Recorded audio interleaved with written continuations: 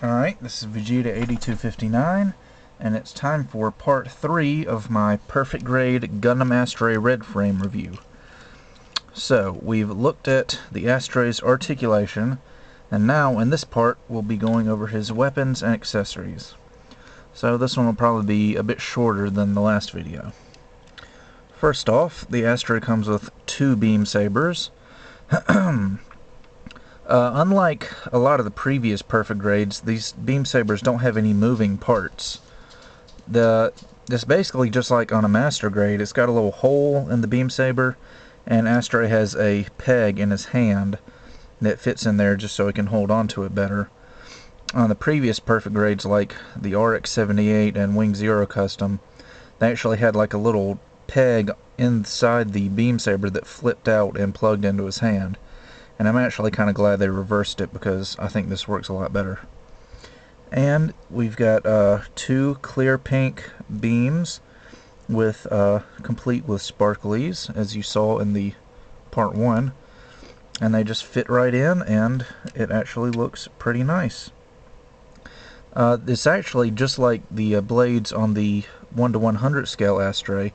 They're not round, they're kind of a flat shape. So they're a lot wider on one side than they are on the other. And the beam sabers are like that too. They're kind of an oval shape rather than being perfectly round. Anyway, next up, you've got the beam rifle, which is pretty much a hand-me-down from the perfect grade Strike Gundam. It's got one movable part. The little handle right here swings back and forth, and it's got a poly cap in there, so it's nice and stiff. Actually, I take that back, it has 2 movable parts. The trigger actually can be pulled. It's like on a tiny little hinge in there. It doesn't really move much, and it's not like it fires anything, so it's not really functional, but Bandai just decided to make the trigger movable for some reason. Anyway, it does have lots of nice detail on it. It's got a little clear piece for the camera right there. You can actually take this, take that piece off of the barrel and expose some inner detail right here.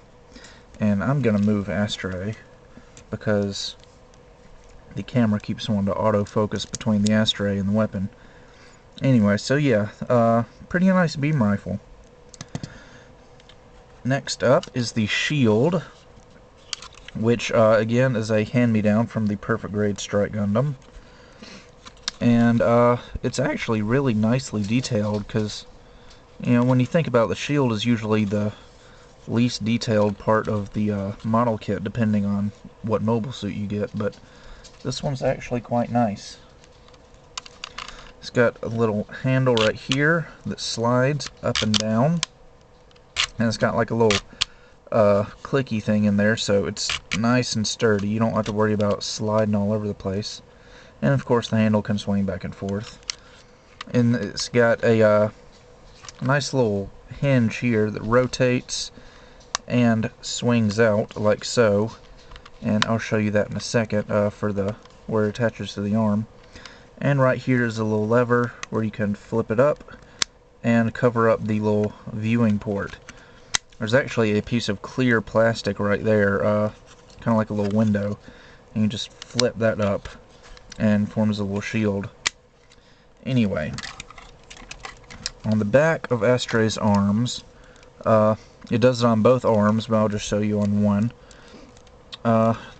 This little piece of white armor flips open, and as you can see, there's a hole in there. Just insert the peg on the shield, and there you go. That's how you do it on the back of the shield, or the back of the arm rather. Or you can rotate this peg and unclip it from the shield. It just kind of swings out, as you saw earlier. If I can get the peg back in that hole.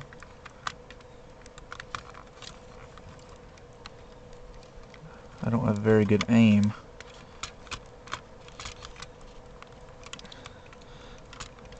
It's not wanting to go in there quite as easily as I thought it would. There we go, finally. Well, no wonder it's not. Might have to edit that part out. Anyway, it's kind of awkward, I think. Just the way, well, oh, there it goes. You just have to kind of rotate all these little things around to get it to sit up right on the arm. There we go. Now it's even. And then you can just flip out the handle. Put his hand down in there. Maybe move the handle up a little bit. And there you go. Now you've got the shield on the arm the correct way. This is actually the first time I've actually put it on the arm on the side like this, so it's a little bit tricky, but it's not too hard to figure out. Anyway, so all that leaves us with now is the Gerber straight, which is actually quite long. I'll pan back and you can see it's actually taller than the Astray itself. Now, it's got a little holder here that lets it attach to the side skirt. This little piece swings, and it kind of swings down, just holds the sword into the sheath like so. You just open that, and then these things just kind of slide apart. Actually, there we go. Anyway, now that the sword's popped out, I can show you this. They just kind of slide back and forth like so. Got these two little pieces that just do that. And then you can close it all the way. It's got this little hinge piece right here where it actually plugs into the side skirt. And on the side skirt here, let's get some light, is two pieces of white armor, and they just kind of fan out and separate, exposing a hole where you insert this peg. And there you go. And all you have to do is just put the sword in there.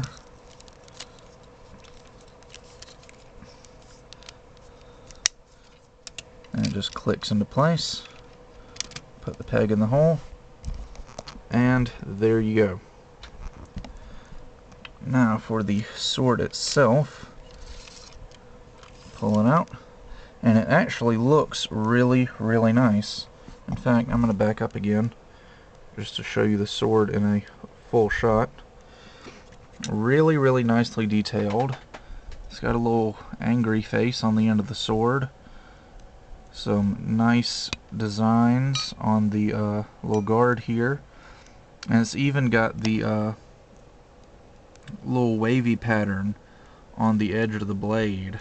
Or I think it was actually, that was like a panel line on the 1/100 scale. Here it's actually a little bit duller than the rest of the blade, which is chrome. So yeah, very, very nicely constructed. The blade actually extends all the way down into the handle, and the part that's down inside the handle has Gerber straight written in kanji on the handle there. It's even got like a little gold pin right here that holds the blade in place, so it's really, really nice. My only complaint about this entire kit really is the gold parts on the Gerber straight. Bandai didn't really do a very good job of trying to hide the where you cut the gold parts off of the trees. So you can see there, you got little cut marks all over the gold parts. You have them on the blade, on the back. You know, there's one at the end. Those are the only two that really show, but I'm willing to forgive it on the blade because there's really no other way you could have done it. Because, I mean, where else are you going to put the little tree connectors on the blade? You pretty much have to put them on there, so I'll forgive them for that. But they could have done the gold parts a lot better, I think. They didn't even try and put them on the underside of the parts like they did for the Master Grade Hyakushiki. Anyway, that is Gundam Astray's weapons and accessories. Very nice. And we will, I think I'm going to come back for a part 4 and just strip all the armor off and go over to the inner frame. and maybe compare it to the inner frame of the RX-78 perfect grade. And then I'll come back for a final part 5 where I'll go over the bonus parts. So with that, I will see you guys next time.